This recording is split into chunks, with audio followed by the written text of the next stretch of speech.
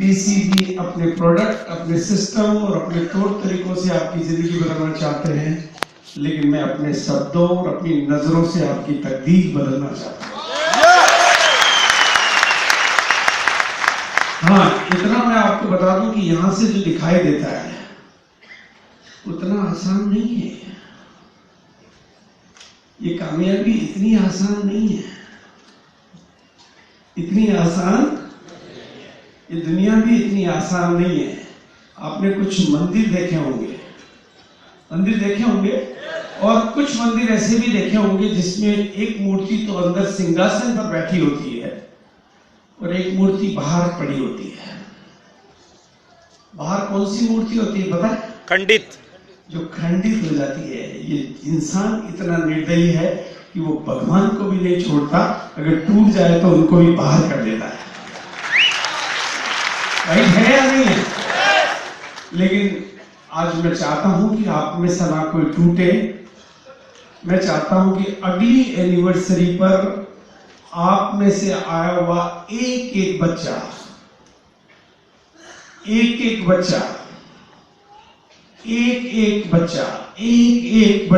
इस मंच पर हो।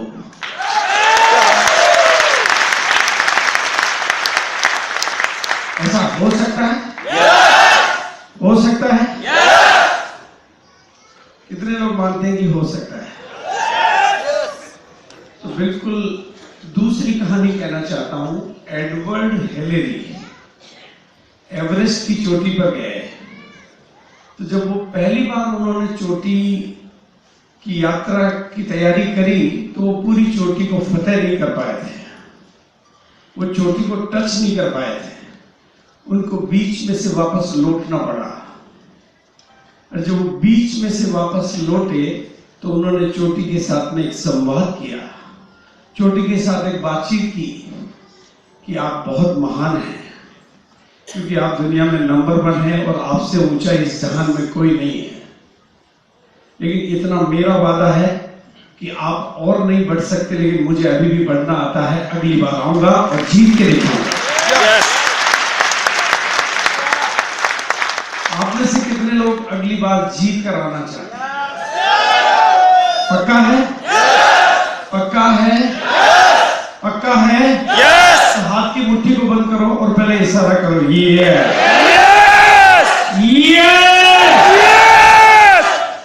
तो कामयाबी की जो यात्रा है इसको सीखना पड़ता है, इसको सीखना पड़ता है। अभी मैं एक ट्रेनिंग अटेंड कर रहा था मिस्टर संदीप माहेश्वरी की, और उसने बहुत दावे के साथ कहा था, बहुत चैलेंज के साथ कहा था कि पूरी दुनिया में ये सर्वे हुए हैं कि कामयाबी की यात्रा में जब लोग आगे बढ़ते हैं तो केवल 10% लोग कामयाब होते हैं, 90% फेल हो जाते हैं। 10% लोग आगे बढ़ते हैं, 90% फेल हो जाते हैं। उसने आगे कहा कि इसकी वजह क्या है? इसकी वजह ही है कि लोग कामयाब तो होना चाहते हैं लेकिन उसको सीखना नहीं चाहते हैं। लर्निंग के बिना अर्निंग चाहते हैं। लेकिन आज एक लेसन आप लेके जाना, लर्निंग बढ़ जाएगी तो अर्निंग बढ़ जाएगी। बहुत काम करोगे तो मजदूर बन जाओगे, बहुत सीखोगे तो अमीर बन जाओगे। बहुत काम करोगे तो मजदूर बन जाओगे, बहुत सीखोगे तो अमीर बन जाओगे। बात याद रहेगी? देखो, करना बहुत आसान है क्योंकि ये हमारा नेचर है, पर सीखना बहुत मुश्किल है क्योंकि हमारा नेचर नहीं है। लेकिन मुझे आपकी कामयाबी चाहिए।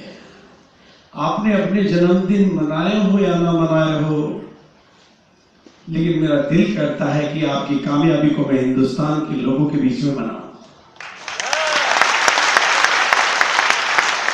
आपने अपनी शादी की सालगिरह मनाई या ना मनाई हो, लेकिन मेरा दिल करता है कि आपकी कामयाबी को मैं हिंदुस्तान के लाखों लोगों के बीच में मनाऊं। क्या आप भी ऐसा चाहते हैं? यस। कितने लोग चाहते हैं? चाहते हैं? तो आपके साथ में मिस्टर रवि शर्मा ने बहुत शानदार बातचीत की, विजेंद्र सिंह जी ने बहुत शानदार बातचीत की, मुकेश जी ने बहुत शानदार बातचीत की। लेकिन मुझे कामयाबी सबकी चाहिए। अगर ये बिजनेस कामयाबी देता है तो सबको मिलनी चाहिए, मिलनी चाहिए। लेकिन ये अपनी वजह से मिलनी चाहिए या बिजनेस की वजह से मिलनी चाहिए? बोलो, कितने लोग कहते हैं कि मेरी वजह से मिलनी चाहिए? अपनी जिम्मेदारी लेने को तैयार है ना?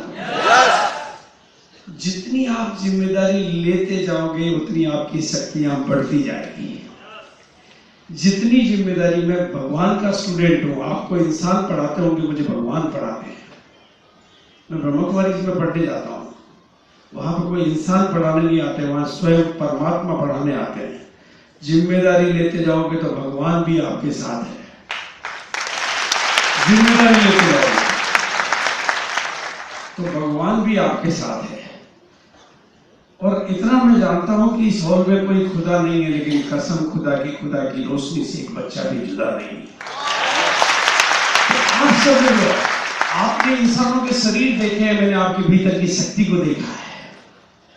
मैंने अपने भीतर की शक्ति को भी देखा है और आपके भीतर की शक्ति को भी देखा है।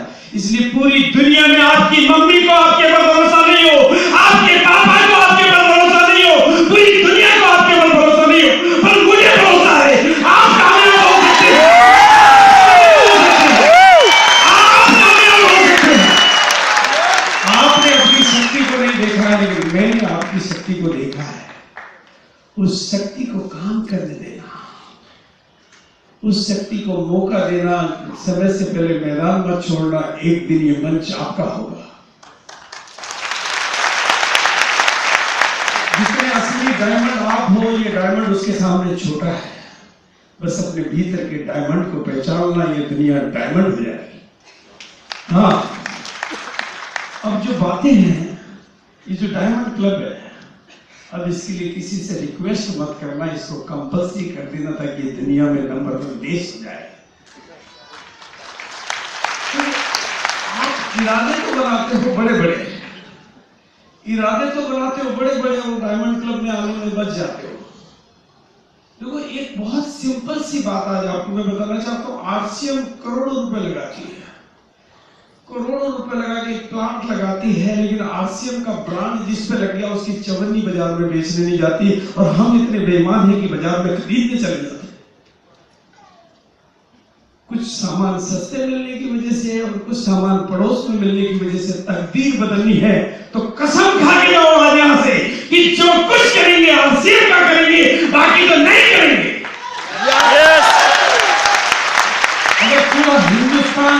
पूरा हिंदुस्तान भी ये कसम खा ले कि सामान काम में लेंगे तो आरसीएम के लेंगे, तो दुनिया में नंबर 1 बनने में देर नहीं लगेगी।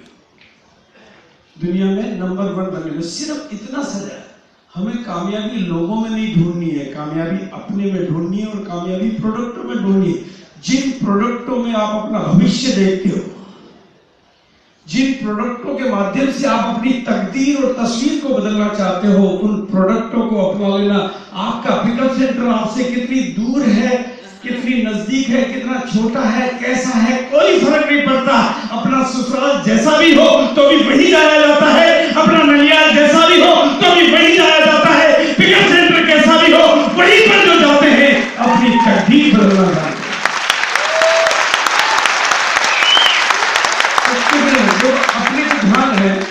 अपने को ध्यान है कि पहले इसी मुंबई में मीटिंग होती थी, सन्मुखानंद में होती थी, और 6 सेशन में भी होती थी।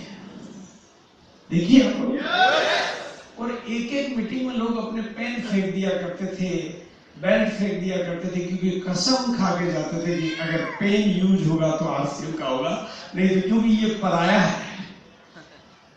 जिसने परायों को अपनाया वो परायों की तकदीर को बनाया, और जिसने अपने को अपनाया वो अपनों की तकदीर को बनाया। बाजार में जाओगे तो बाजार की तकदीर बनाओगे, और अपनी दुकान पर आओगे तो अपनी तकदीर बनाओगे।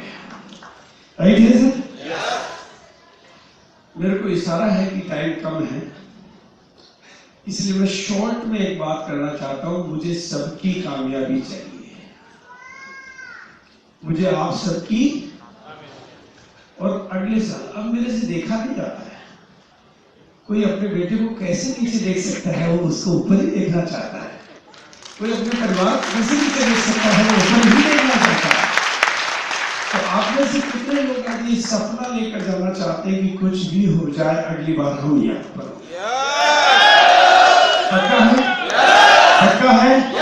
वादा है? एक काम चाहता हूँ, एक बच्चा भी छूट ना जाए, कोई सुरक्षा चक्र टूट नहीं जाए, इसलिए अगल बगल वाले का हाथ पकड़ लेंगे।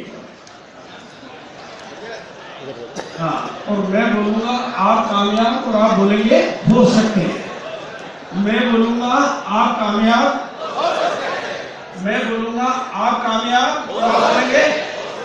और एक रिक्वेस्ट और करता हूं, जब किसी भी यहाँ से डायमंड क्लब और स्टार डायमंड के बारे में बोलेंगे तो आप बोलना सर दूसरा सब्जेक्ट बोलेंगे तो हम कंपल्सरी है। अब इस पे क्यों टाइम लगाओ, ये तो हमारी तरफ से मान लिया गया है। जब बेटा मान जाता है तो शादी के लिए बनवाद नहीं की जाती है, बनवाद तब तक ही की जाती है जब तक वो नहीं मानता है। आप अभी भी नहीं मानोगे तो फिर कामयाब होने की कल्पना मत करना।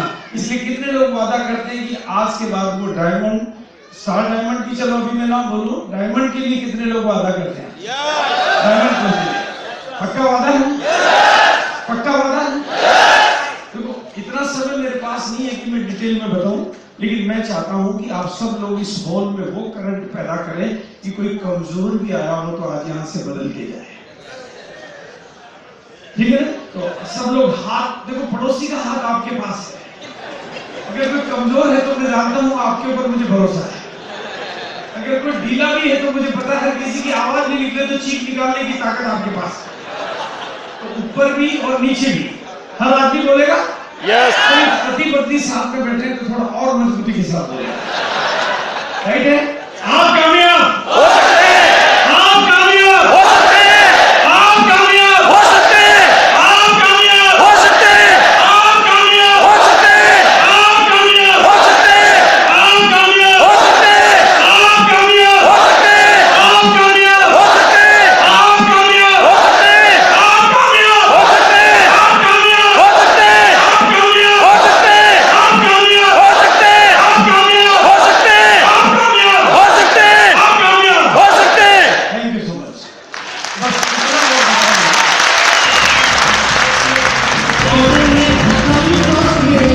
और अपनी डायमंड क्लब को कंपल्सरी नहीं कर सकते, लेकिन आप तो कर सकते हो। यस, कर सकते हैं।